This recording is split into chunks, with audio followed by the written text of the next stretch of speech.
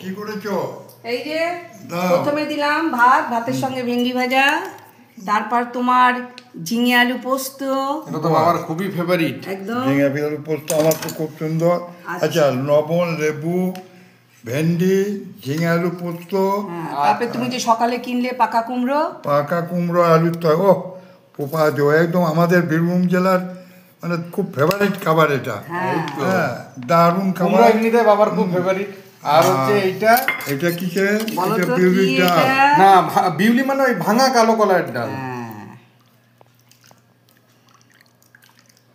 এটা সবকটাই বাবার আজকে প্রিয় খাবার।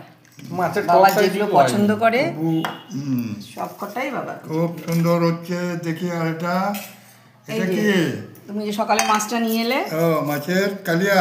একদম। বাহ বাহ বাহ। একটা দেবো না দুটো দেবো? না, ওই একটাই থাক, একটাই। একটা।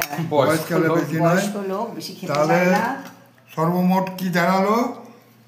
হচ্ছে ভাত, লেবু, লবণ, ভেন্ডি ভাজা, ঝিঙে আলু পোস্ত, পাকা কুমড়োর তরকারি, বিউলির ডাল, মাছের কালিয়া এই দেখো ফিনিশিং দই।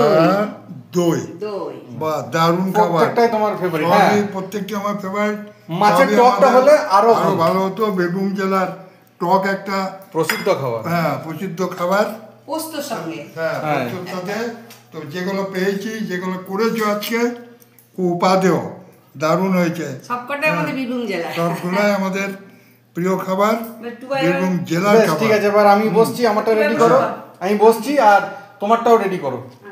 বেশ, ঠিক আছে, এবার রেডি করো সব।